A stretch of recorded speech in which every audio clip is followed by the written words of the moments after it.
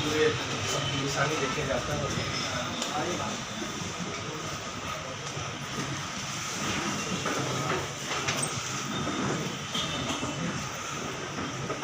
प्रबंधन जांच समिति के माननीय सभापति महोदय, माननीय सदस्य जी, जनपद जौनपुर में आपके इस आगमन पर मैं जिलाधिकारी जौनपुर समस्त जनप्रतिनिधिगण की ओर से, पुलिस प्रशासन की ओर से आपका स्वागत और अभिनंदन करता हूं।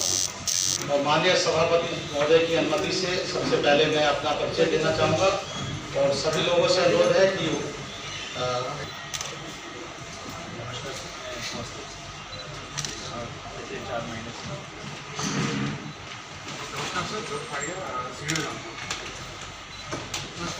Ayush Srivastava, SP city Jaunpur. Sir R Chauhan, ADM पानी।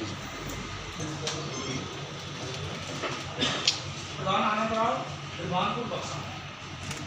प्रधान अनिल कुमार सरोज, विकासखंड बक्सा। मनी हमारे मंत्री साहब से कि दैवीय आपदा के बारे में थोड़ा सा जानकारी दे दें, और उससे पहले मैं चाहूँगा कि एडीएम एफआर दैवीय आपदा में जो जो चीज़ें कवर होती हैं, ये एक बुकलेट पहले दी गई थी, शायद आपके पास गई होगी, सबके पास आप लोगों को मिली है?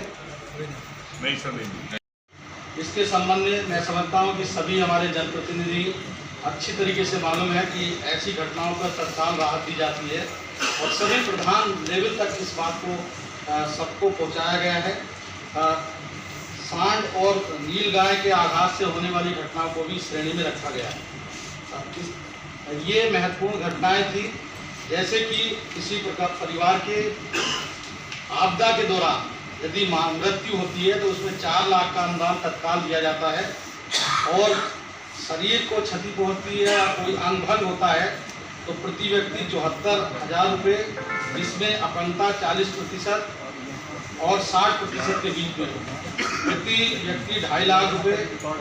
ये सारी इसमें अगर जख्म भी होता है और उसमें आयुष्मान भारत के अंतर्गत अगर वो आच्छादित नहीं है तो आपदा से प्रभावित लोगों को शासकीय सुविधा पर उसको इलाज दिलाने की व्यवस्था है। इसी प्रकार आपदा से कपड़ों की हानि को भी इसमें सम्मिलित किया गया है।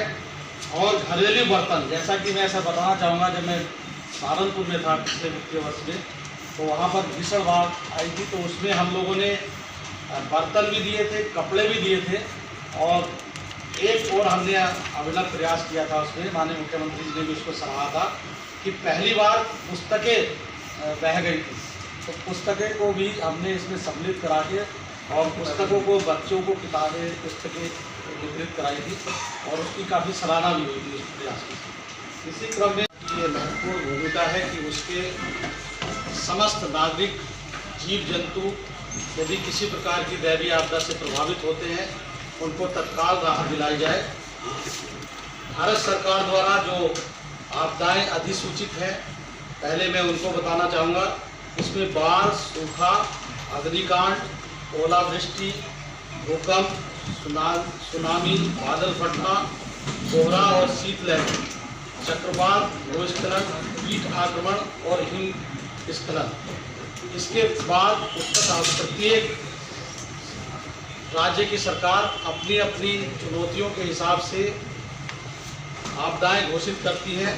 जैसे कि हमारे उत्तर प्रदेश सरकार द्वारा नागरिकों की सुविधाओं के साथ साथ वन्य जीव जंतु की हानि के लिए भी इसमें आपदा घोषित की गई है। उसमें बेमौसम भारी वर्षा और अतिवृष्टि, आकाशीय विद्युत, चूँकि हमारे यहाँ आकाशीय विद्युत की घटनाएं उत्तर प्रदेश के कई ऐसे, विशेषकर बुंदेलखंड, झांसी मंडल इससे बहुत प्रभावित रहता है।